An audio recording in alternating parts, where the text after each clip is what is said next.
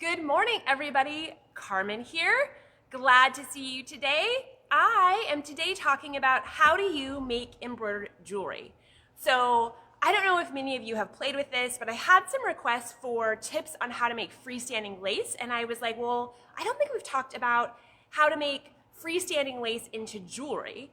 And so I was like, this could be a fun one. So today we're gonna go over the tips and tricks for doing freestanding lace jewelry. What I love about freestanding lace is honestly how easy it is, because the machine does all of the work for you. So you can see here I'm all set up. I have my embroidery machine. I have I've got a hoop. I've got all sorts of different things here. So I think the first thing I'm gonna do is I'm just gonna sort of go through how to make a couple of different things, and I'm gonna give you some tips on some things that I've discovered that make it a little bit easier. So the first thing what I think I'll show you guys how to make is this earring here. And of course you would want to make two of them, and we'll get there. So this is a really cute little earring. It is from the Freestanding Lace Jewelry OESD embroidery design collection. Now there are quite a few different embroidery design collections out there that have earrings and bracelets and necklaces and cuffs. This one is by OESD, and you can see there's all sorts of different things. They're all pretty lacy. I will show you in a little bit as well this bracelet. That is pretty fun. But this guy here, the other place that you can find these embroidery designs is some of our sewing machines have these designs built into them.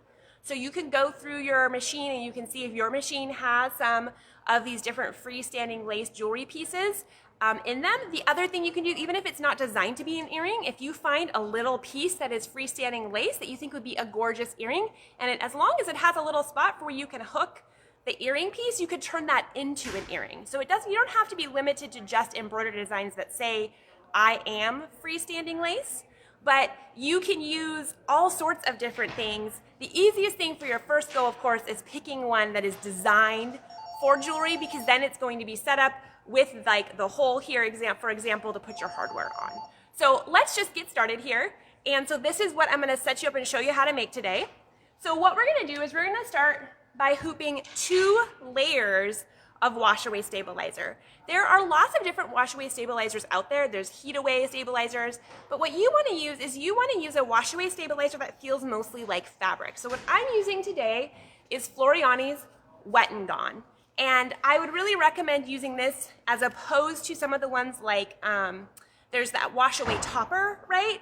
The topper is sort of more like a plasticky thing, and it's perfect if you're putting it on the top of an embroidery where you want to keep all of, like, let's say you're putting it on a towel and you want to keep the embroidery designs on top and not getting lost in the nap of your towel, then that's what those toppers are for. In this instance, you're going to get better results if you are using one of these washaways that has this more fabric-y weave, right, and something that has to be cut away as opposed to torn away, if that makes sense. So this is the Wet and Gone. This is probably my absolute favorite. It's a water-soluble stabilizer. It's made by Floriani. They make it just like how I'm using it here, where it's just it's not sticky or anything. It's just the sheets. They also make a version of this that is tacky. So that way, if you were doing something that you really wanted to have that tacky top because you were laying something on top, they do make a tacky version of the Wet and Gone as well. So today we're just using standard Wet and Gone. And I've hooped 2 layers, because if you hoop 2 layers, since you don't have any fabric, it's just gonna stabilize the project better, and it still washes away great even when it's 2 layers of it. So I'd recommend using 2 layers as opposed to 1 layer. And then you're just gonna go here, I'm just gonna put my hoop on. And then I have taken these designs, you can order them on a CD, and I've taken the CD, right, I put it in my computer, I found the design I wanted, and I transferred it to my USB stick. And so you can see here is my Brother USB stick, and I have the embroidery designs right here on the stick. So I'm gonna just put the stick in the side of my machine in my USB port, and I'm gonna go to embroidery. And actually, I'm gonna give you guys a pro tip back out here. If you have a Brother machine like this, and it says sewing, embroidery, and embroidery edit, you always wanna hit embroidery edit. And the reason for that is because embroidery edit will always let you add more designs to it. Embroidery is only gonna let you do one design, and you can't combine things. And I don't always know what I wanna do till I get in there, so I would always recommend just starting with embroidery edit and never using embroidery, because embroidery edit will allow you to edit. So in case you're like partway through and you're like, oh, I wanna add something to this, you will have that flexibility. So I always, go to embroidery edit, It's gonna work great every time. So I'm gonna go to my USB stick here, and you can see I've got the earrings here. You could actually see that like I made this little bracelet. We'll talk about this one in a little bit, right? This bracelet, this was also done all via embroidery. That's there, and then this cuff here is right there as well. And so right now we're gonna select the earrings. And if, let's say I was gonna make a lot of these, right? Maybe I am making them for some friends, maybe I'm making them, you know, as a quick little gift for somebody, or maybe I wanna make a couple pairs for myself in different colors. You can really easily, I'm gonna set this one, and then I'm gonna add, I'm gonna move them where I want, I'm gonna move them up here, and I could add another set. What's great about this freestanding lace is that once you get it going, most of these are only one colors or two colors, and so your machine's gonna do all the work for you. It's just gonna go. So you can load up your hoop with all sorts of different freestanding lace designs all at the same time. And there's lots of different types of freestanding lace. So here I'm gonna sort of reach across here and grab this. So like this is a freestanding lace pumpkin. Some of you probably saw this when we talked about this fall, and it was just a sample I had here. I know this is not the time to do pumpkins, but to just show you the concept for other types of freestanding lace. Each of these pieces comes through sort of like this. So you can load your whole embroidery frame full of all of the pieces, let it embroider it all out. Then we're going to get rid of the stabilizer. We'll wash away that stabilizer, and then you can put it all together, if that makes sense. But what's great about freestanding lace is just how efficient it is, since you can load it all into your hoop, load all of those different designs, all the pieces into one hoop, and then just tell it to go. So we have two, that's really embarrassing. My cell phone is not, it's supposed to be on silent. We'll just turn it off, sorry about that. Right now we have two different earrings, so maybe that was all I wanted to do. If I wanted to do more, I could just keep adding it, or maybe if I wanted to add, you know, the bracelet in, I could add a bracelet in, and, you know, I could move them all around and get them all, hit set here, get them all set in my hoop, just how I want them. This machine is touchscreen, and so maybe this is what I want to do, so I'm good, and I'm going to hit embroidery. Okay, so you can see all of the designs here. It's showing my different colors, and this first design is going to take 10 minutes to do these earrings. So let's talk about how I'm going to actually embroider them. So what I did for these earrings is I actually used the brand new King Star metallic thread. So this thread is made by Designs and Machine Embroidery, and it is beautiful, and we really love it. Part of what we love about this thread is that I literally just sat down and put in this metallic thread and put in the bobbin that I wanted, and I just embroidered it. This is just a normal embroidery needle, and I didn't change that. I didn't have to mess with it. My thread never broke. It was amazing. For those of you who have never worked with metallic thread, sometimes metallic thread can be a little finicky. It can break. It can break a lot. You know, sometimes you have to sew slower. Well, I was in a rush, and I sewed this at 1,000 stitches per minute, or 1050, I think is what this machine does, its fastest speed, and it just went right through it. So this new thread is pretty fun. I'm gonna just sort of roll this way a little bit and grab some of the other colors so you can see them. And when you get a chance, Carmen, they're asking what pattern design do you use for that earring? Yes, I will grab that too. Okay, so here you can see the King Star Metallic comes in all of these different colors. There's actually more of them. I think there's 12 different colors. Maybe more. I'm looking over at the display there. What is that? Yeah, there's quite a few different colors that this all comes in. And what's fun about metallic is I know a lot of us, we have silver and gold because we use it for our holiday things, but some of these other metallics are super fun to play with, and they're great for freestanding lace. So,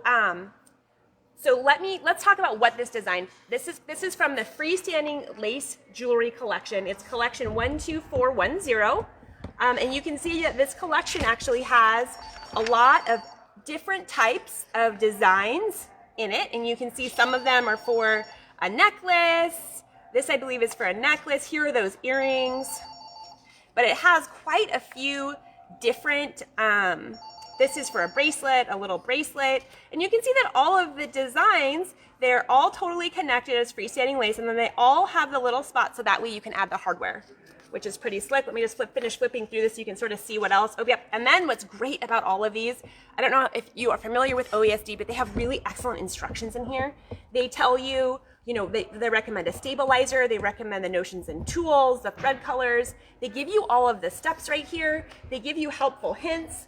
all of this information is in there. They even have step-by-step pictures that take you through what to do, which I find so helpful because sometimes, you know, OESD probably makes the most freestanding lace of any of our embroidery design vendors. They do a wonderful job. They digitize it beautifully. It works really well. But what's really great is how they also have all the instructions. So if you buy something and then you don't use it till next year, you have all of the instructions right in there. Here's one, you know, for a hair piece, they're showing you how, or they're giving you the idea of using it on your little lanyard for your scissors. So there's all sorts of fun ideas in here. Okay, so back to getting ready to embroider this.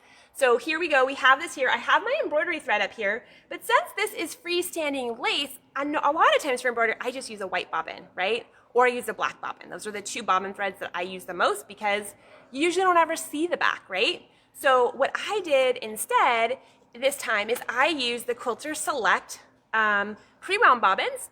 This is in the class 15. They come in class 15 and they come in class L, and most embroidery machines are one of those two sizes of bobbin. And this matched really pretty closely. So then that way I could use a pre-wound bobbin. I didn't have to mess with winding it. And then you can see here, it did a really nice job, and you have that really fun metallic on the front here.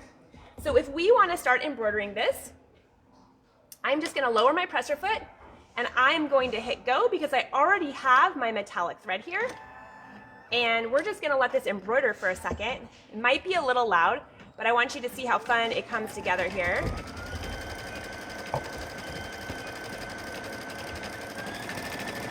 And it is just going to be building these stitches here.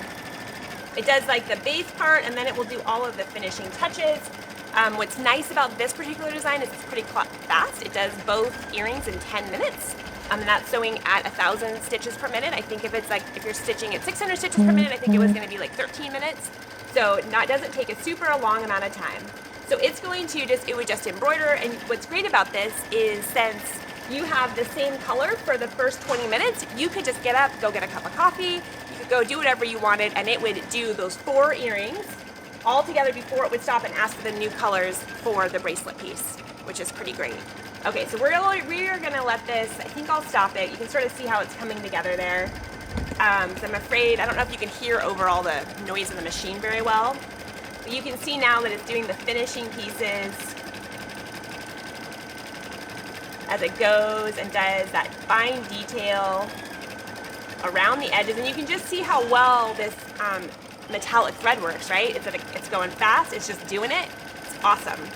So let's just stop this so we don't have all that noise, because I don't want to, you know, so you know how that would go. It would go through and do the rest of it. And then when you were all done, you would take this out of the hoop and you would trim around the edge. This is where it's really good to have a nice, good pair of scissors, right? Like I love the Kai scissors.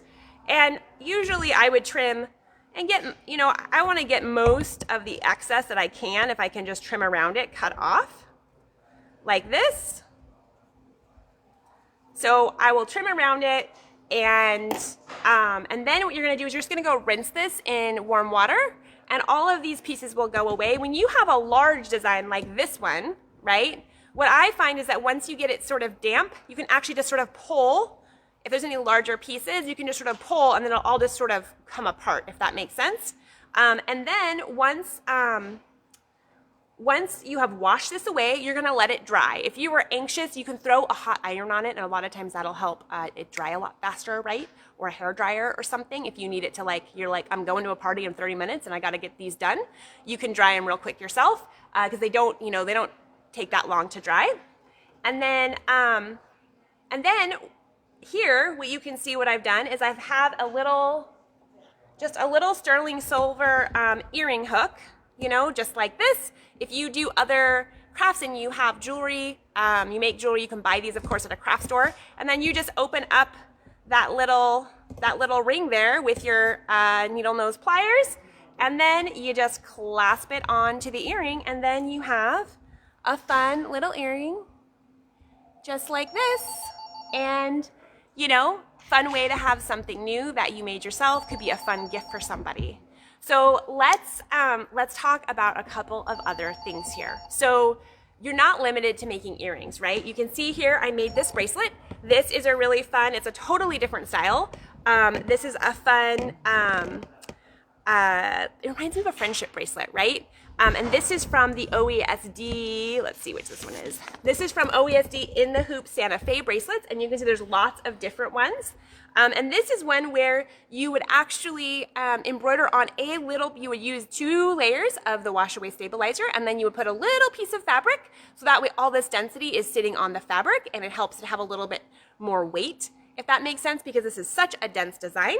And you can see here, this is sort of how fun and cute it is. You can pick all the different colors. This is the bracelet that I made, but you can see I picked a different wave of colors, so you can pick any colors that you wanted.